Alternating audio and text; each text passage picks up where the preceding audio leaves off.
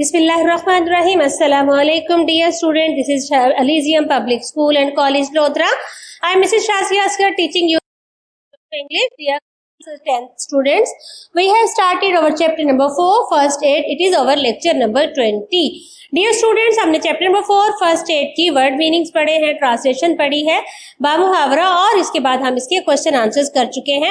अब हम आते हैं इसकी एक्सरसाइज की तरफ। एक्सरसाइज में सबसे पहले वोकैबुलरी है, वोकैब में जो नए वर्ड्स यूज हुए हैं उसके उर्दू मीनिंग्स और उसकी सिनोनिम्स वो हम पढ़ चुके हैं। Next is the glossary. Glossary में सबसे पहला क्वेश्चन है प्रीफिक्स, जिसे डियर स्टूडेंट अब उर्दू में साबका कहते हैं। Letter or a group of letter added to the word to change its meaning. Added before the word. Letters या group of letters, single letter भी हो सकता है, group of letters भी हो सकते हैं, जिसे actual word के start में लगाएं तो वो उसका meaning change कर देता है। आज हमने prefix dis को करना है। डिस का मतलब होता है डिवाइड होना, महरूम होना, निकल जाना। ना उर्दू में ये ना अहल है, जैसे अहल है काबिल, और अगर ना साबका लगा दिया जाए तो ना अहल ना काबिल है, तो वो ही मीन देता है डिस। ग्लॉसरी में आपके वर्ड्स दिए गए हैं, आपने उससे पहले प्रीफिक्स डिस लगाना है, वर्ड के मीनिंग बताने हैं और फिर उसको सेंटेंसेस में यूज करना है। लोकेट है असल वर्ड। लोकेट का मतलब होता है जगह पर पाना, और डिसलोकेट जगह से बेजगह हो जाना, दरबदर हो जाना। DIS डिस आपका मैंने रेड पेन से लिखा है ताकि डिफरेंस आ जाए। डिसलोकेट अपनी जगह से हिल जाना। Ali dislocate his arm in accident. Accident में अली का बाजू का जोड़ हिल गया। सेटिस्फाइड है मुतमईन होना। जब हम डिससेटिस्फाइड डिस आपका लगा देंगे प्रीफिक्स तो ये जगह नामुतमईन होना। I am dissatisfied with your work, मैं आपके काम से नामुतमईन हूँ। ट्रैक कहते हैं तवज्जो को इकट्ठे करना। डिस लग गया तो डिस्ट्रैक्ट, तवज्जो का बढ़ जाना, तकसीम हो जाना। Loud music distracted his heed. बड़ी म्यूजिक की वो सुरीली आवाज ने, ऊंची आवाज ने उसकी तवज्जो हटा दी, उसकी तवज्जो बढ़ गई। क्वालिफाई होता है अहल, डिसक्वालीफाई ना अहल होना। Akbar was disqualified from the match. Akbar match से डिसक्वालीफाई हो गया, ना अहल हो गया। अप्रूव का मतलब होता है पसंद करना, लाइकिंग करना। डिस लगा दिया तो डिसअप्रूव, नापसंद, ऑपोजिट हो गया। I disapprove of his bad habit, मैं उसकी बुरी आदतों को नापसंद करता हूँ। उर्दू का साबका ना और इंग्लिश का साबका डिस जब किसी वर्ड के स्टार्ट में लग जाता है तो वो उसके वर्ड्स को चेंज कर देता है, लफ्ज का मुतजाद बन जाता है। नेक्स्ट है इडियम्स। ग्रुप्स का ऐसा वर्ड जो फिक्स है और उसका मीनिंग लिटरल नहीं होता है, मुहावरे वाला मतलब होता है। लफ्ज का मतलब अगर हम तर्जुमा करें तो वो उसका तर्जुमा नहीं बनता है। To have a narrow escape, बाल बाल बचना, हादसे से, किसी चीज से, मुश्किल से बाल बाल बचना, यानी बिल्कुल करीब से आके बच जाना। टू कास्ट पर बिफोर द स्वाइन, भैंस के आगे बीन बजाना, ये उर्दू मुहावरा है। टू एर इज ह्यूमन, इंसान खता का पुतला है। To kill two birds with one stone, एक पंथ दो कांच या एक तीर से दो शिकार करना। To make hay when the sun shine, बहती गंगा में हाथ धो लेना, मतलब ये कि मौके से फायदा उठाना। डियर स्टूडेंट, ये इडियम्स है, ग्रुप्स का ऐसा वर्ड्स का ऐसा ग्रुप जिसका लिटरल मतलब नहीं लिया जाता, जो है रूटीन ट्रेडिशनल मतलब लिया जाता है। अगर हम करते हैं टू मेक है घास बना लो व्हेन द सन शाइन, जब सूरज चमक रहा होता है, लिटरल इसका मतलब होगा जब सूरज चमके तो जल्दी से घास फूस को सुखा के इकट्ठा करके घास फूस बना लो। जबकि इसका ट्रेडिशनल मतलब यह है कि बहती गंगा में हाथ धोए, मौके से फायदा उठा लीजिए। जब चल रहा है, सारे कुछ कर रहे हैं, तो आप भी उसमें से अपना फायदा उठा लीजिए। ये थे प्रीफिक्सेस और इडियम्स। अब हम आते हैं रीडिंग कॉम्प्रिहेंशन में। Choose the correct word, option आपने चूज करनी है। सेंटेंसेस दिए हैं, नीचे 4 ऑप्शन दिए, आपने हर सेंटेंस की करेक्ट ऑप्शन को चूज करना है। तो नंबर 1 जो सेंटेंस है उसकी करेक्ट ऑप्शन है सी। सी क्या है? सीक मेडिकल असिस्टेंट, यानी तिब्बी मदद लीजिए। नंबर 2 की करेक्ट ऑप्शन है ए, इन्फेक्शन एंड टेटस, तशन्नुज, जरासीम ज़दगी। नंबर 3 की ऑप्शन है बी, रैश पड़ना, जलन होना। नंबर सी की ऑप्शन है डेली यानी रोजाना।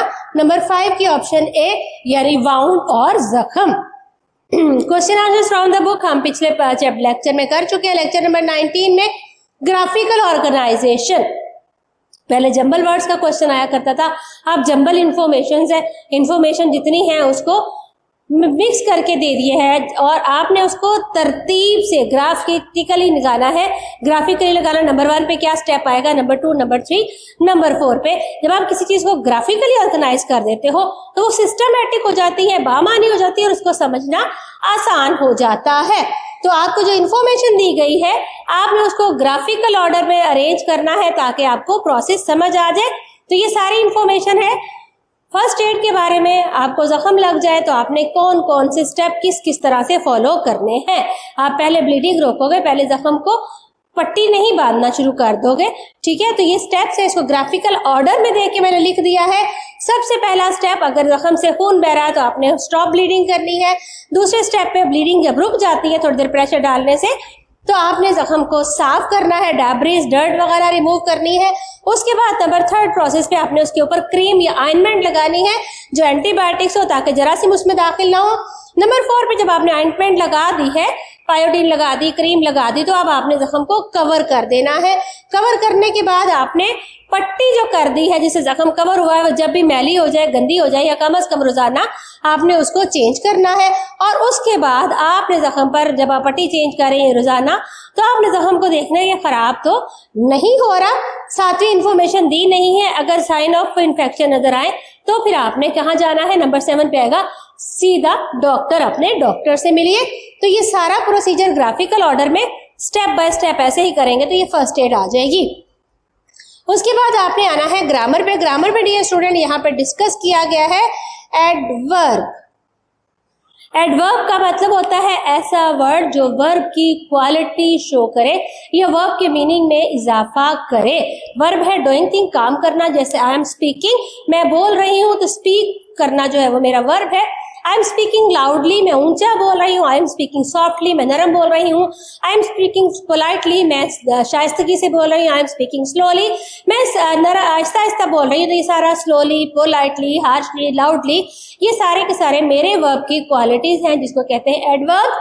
डियर स्टूडेंट, इसकी 11 डिफरेंट काइंड्स हैं और ये मैंने अपने ग्रामर के लेक्चर जो मैट्रिक के लिए रिकॉर्ड करवाए गए हैं उसके अंदर इसकी पूरी डिटेल दी गई है, उसकी टाइप्स भी और उस टाइप के अंदर कौन कौन से वर्ड है जो बतौर एडवर्ब यूज होते हैं। 10th क्लास चुके आपकी एक्सरसाइज का ये पार्ट है तो आपको वो लेक्चर बहुत गौर से सुनना है। यूट्यूब पे मौजूद है एलिजियम एक्टिविटी के चैनल पे, और अगर आप वहां से नहीं असेस कर पा रहे, आपको नहीं मिल रहा, तो आप अपने जूनियर्स 9th क्लास के जो लेक्चर्स है वहां से एडवर्ब्स का लेक्चर जरूर सुनिएगा। जो 4 मेन काइंड डिस्कस की गई हैं थोड़ा थोड़ा मैं उसको आपको व्यू देती हूँ। एडवर्ब ऑफ मैनर है, काम हुआ, वर्ब है कैसे हुआ, मैनर है काम कैसे हुआ। ये आंसर करता है हाउ का। I am speaking, how I am speaking, मैं कैसे बोल रही हूँ। एडवर्ब ऑफ प्लेस, काम कहाँ हुआ या किस वक्त में हुआ, किस दौर में, किस जगह पे हुआ। तो I am doing, I am teaching at Elysium public school, तो ये एडवर्ब ऑफ प्लेस है। ये आंसर करता है वेयर, कहाँ, काम कहाँ हुआ। एडवर्ब ऑफ टाइम या पीरियड है, वक्त कौन सा था, कब हुआ। आई am teaching you the English on Saturday या मंडे इन लेक्चर नंबर 4 एटसेट्रा, या इन 2020 ड्यूरिंग द कोविड-19। तो ये टाइम है, एडवर्ब ऑफ टाइम, कब हुआ, किस वक्त हुआ। एडवर्ब ऑफ फ्रीक्वेंसी है, कितनी बार हुआ, कितने तवातर से हुआ। ये आंसर करता है हाउ ऑफन को, कितने बार हुआ। और एडवर्ब ऑफ डिग्री है, काम कितनी शिद्दत से हुआ, हाउ इंटेंस। तो adverb of manner, adverb of place, adverb of time, adverb of frequency, adverb of degree, adverb of relatives, इनके साथ जो वर्ड्स हैं जो शो करते हैं एडवर्ब ऑफ टाइम को, प्लेस को, वो सारे के सारे एडवर्ब्स ऑफ टाइम, प्लेस, वो सारे के सारे मेरे एडवर्ब्स वाले लेक्चर में डिटेल से दिए गए हैं। आपको उसको जरूर देखना, सुनना और पढ़ना है और याद भी रखना है। इसी से रेलिवेंट आपका अगला पोर्शन है place adverbs at the appropriate place. आपको सेंटेंस दिया गया है, सेंटेंस के साथ एक एडवर्ब है, आपने उसको उसकी जगह पर रखना है।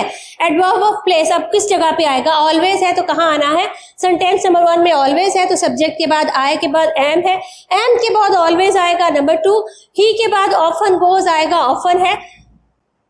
और नंबर 3 में लास्ट नाइट है तो ये मार्केट के फौरन बाद आएगा। नंबर 4 में यू के बाद एवर आएगा। नंबर 5 में ब्यूटीफुली है तो चिरपिंग के बाद आएगा। नंबर 6 में एडवर्ब स्टिल है तो ये एम के बाद आएगा। और नंबर 7 में इन द मार्केट है, इन द बाजार है बाजार या मार्केट है तो ये बैगर के बाद आएगा। एडवर्ब फ्रेज, ग्रुप्स का ऐसा वर्ड जो फ्रेज का काम दे, जो वर्ब की क्वालिटी को शो करे, उसे एडवर्ब फ्रेज कहते हैं।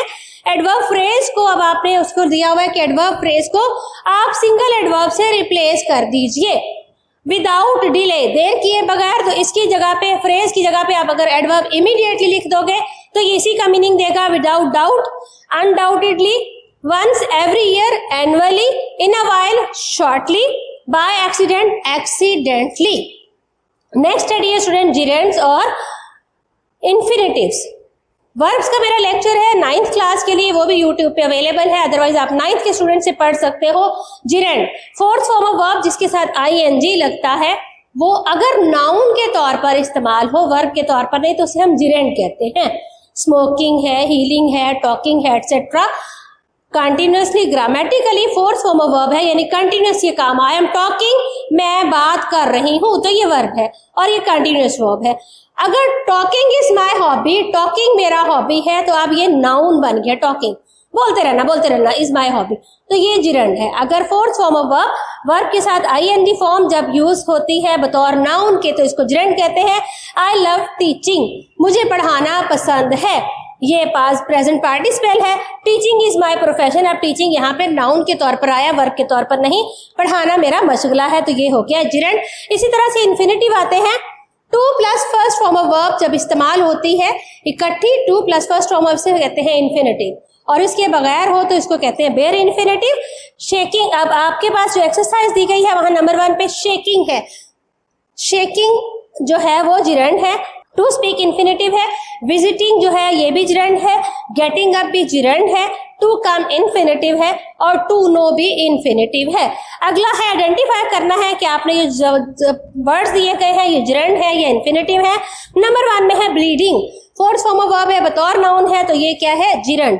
नंबर 2 पे है to clean, first form of verb to के साथ है, तो ये है इन्फिनेटिव। नंबर 3 है चेकिंग, इस सेंटेंस में 2 आए हैं, चेकिंग आया है, टू सी आया है, तो चेकिंग जिरेंड है और इन्फिनेटिव है टू सी। नंबर 5 पे टू कीप है इन्फिनेटिव। नंबर 6 है 5 पे है यूजिंग जिरेंड।